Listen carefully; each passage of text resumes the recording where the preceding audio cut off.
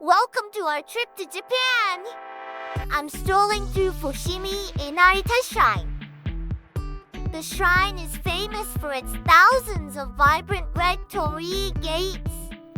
I'm walking along a narrow stone-paved path leading into a lush green garden inside. The air here is so fresh, bringing an incredibly peaceful and relaxing feeling. I feel my body becoming lighter and more at ease. After a long walk, I stop by a small traditional tea house.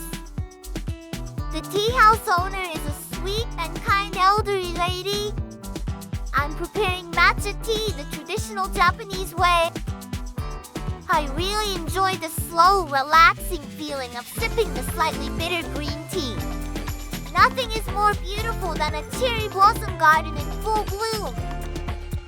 The air carries a gentle, soothing fragrance with a perfect blend of the delicate scent of cherry blossoms and the refreshing spring breeze.